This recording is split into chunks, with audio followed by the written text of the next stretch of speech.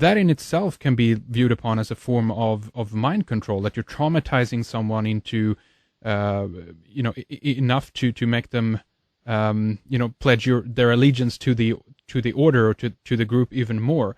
I don't know how far we can extend that and what actually happens, but is that something that you've been thinking about when you're researching some of the rituals of Freemasonry as well? Oh, of course. I mean, it's the core element of my work is the fact that ritual itself, what I call shamanic or shaman-like processes, is a technology. And our own government in the United States in the 1950s, 1960s, 1970s was utilizing these same processes to create the perfect assassin, for instance, in an attempt to find a Manchurian candidate, if you will. That they use spiritual practices, but without spiritual safeguards. So they were plumbing the depths of mystical and occult practices in order to find out how to manipulate the human mind. That's because these rituals do that. A traumatic experience under ritual circumstances does cause a change in consciousness. It has to. That's the whole purpose.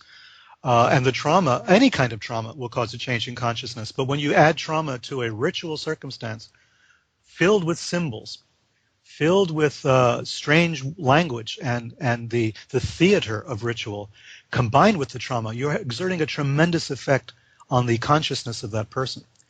Now, that's just Masonic ritual. If we now go to something more dramatic, more drastic, to ritual magic, to occult initiations that are deeper in a sense, or more violent in nature, involving sacrifice of animals, for instance, things like that. You are tapping into levels of the human consciousness that normally we're not aware exist. And what is the purpose? When you tap into that consciousness, when you approach that level of awareness, aren't you also releasing a certain amount of power, of ability? If you can see more than other people, if you can reach further than other people, if time and space themselves become malleable, become flexible because of these experiences, you suddenly have a degree of power over other people you did not have before. In the case of the CIA and their operations under MK Ultra, Operation Bluebird, Artichoke, and all the others, they were doing this to people, but in a very amateurish, haphazard way. They didn't know what they were doing. They just knew that if we use drugs, if we use hypnosis, if we use certain types of psychological conditioning, we will break people down. We will erase their memories. We can give them new memories. We can make different people out of them. It was a playground of occult techniques applied in a laboratory setting. And it's very bizarre to me, and it still is to this day. So when you talk about Freemasonry and those 3 degrees of initiation, if done correctly, they should cause a change in consciousness. It should cause the person, if nothing else, to become bonded to that group. I mean, Charles Manson did it, you know. Jim Jones did it. These are people that are more famous, but there's a lot of people who we've never heard of who are doing this all the time. Whether in government or out of government, whether privately or publicly, they are manipulating the consciousness of their followers through dramatic ritual and using drugs and using hypnosis, using chanting, using music in certain ways, affecting all the senses. This is what magical ritual is all about. It's a control of your environment by controlling your sensory input. You know, the color of the candles and the smell of the incense and the sound of the bell or the chanting. All of these things are conspiring to create a kind of sensory laboratory. Not a sensory deprivation chamber, but a sensory deprivation chamber, but controlled with one particular type of message that gets beamed into your mind. So I think that's what's taking place, whether it's Masonic ritual, Skull and Bones, famously, with their rituals, or any other kind of occult ritual, or even just groups of people who are meeting secretly, tend to form this kind of group consciousness. And there's a kind of group power that's released, I think, when those people meet. That is really creepy, actually. And you know, what about the idea then, if we talk about that you mentioned before, that many Masons don't know what they actually are doing in terms of the ritual. There is a recipe there, obviously, then, and it's still alive today. That implies in one way that it's still working. Is this an ancient recipe that they use, and for that reason it carries that energy with it, if you will. It's something that has survived throughout our society for a long, long time. And I guess even as a question on top of that would be, I have this difficulty understanding why people would want to go into something and pledge allegiance to something that they don't know what it is ahead of time, because they don't know what it is. They don't know what it is before they go in there, but then they agree to go and try it out and see what it does to you, and that's kind of tricky to me. What's your take on that, Peter? Well, I'm laughing because, of course, I mean, that's what people do. They join Freemasonry without knowing anything about it, and quite often the people who are in Freemasonry also don't know.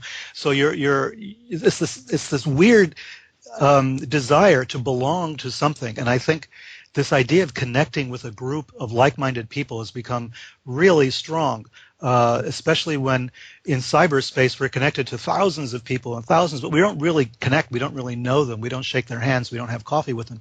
Here in Freemasonry, we've given you a group that you can belong to, and we have secrets, and you're special.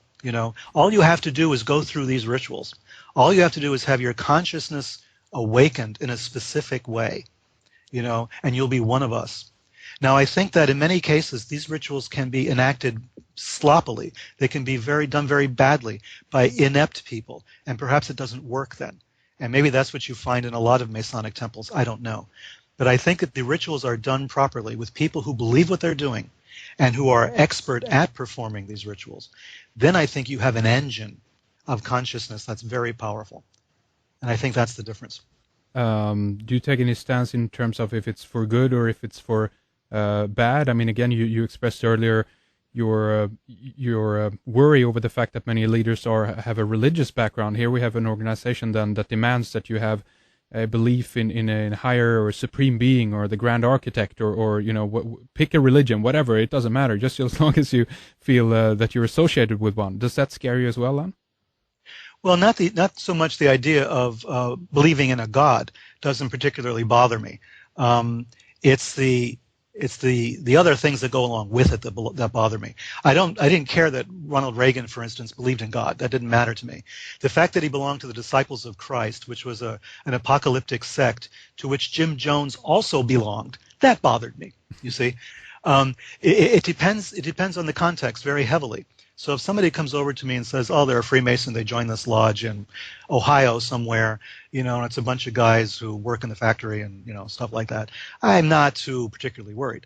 But if somebody comes up to me as a Freemason and they're also a member of, I don't know, the Central Intelligence Agency, or they're involved in the military in some way and they're in a military lodge and et cetera, I may not necessarily be immediately on my guard, but I do wonder what the hell they talk about. In those lodges. I mean, why are they there? Why do they feel, if they're in the military, or if they're in an intelligence agency, or if they're in a church, for instance, what is the need to belong to this society? What is that society giving them that they're not getting out of society in general? I mean, that's the question that I had for the Freemasons in general. They would say, well, we're not religious, we teach people ethics and morality. That's their standard line. And I say to them, but you have to believe in God. You all belong to churches of some kind. Don't the churches teach morality and ethics? What is Freemasonry doing that is so different from what your church is doing that you must go to Freemasonry to get a education in morals and ethics? I don't get it. Yeah. Have the churches fallen apart and they're not doing their job? Is that why Freemasonry came back so strongly? I don't think so. I think it's something else entirely, and I think people are not being honest about what they're getting out of Freemasonry. That's very interesting. Do you think it's about a deeper connection? I mean, in one way we kind of go into psychology here, people's need to belong to something, and to me it's another form of expression of groupthink or the need to belong to a group because you're not, in one way, kind of strong to stand on your own. Do you think that's a factor here, or is there even something else more sinister going on? Is it that this is connecting into something more ancient, something more, I don't know what to put the word on there. Comments, Peter? Well, it's deeper because there are organizations you can belong to, the Rotary Club or, the Boy Scouts or something. I mean, there's a lot of societies you can join if you need to connect to people. Freemasonry is specifically secret, and it has rituals of initiation. So that's different. It's in a different category.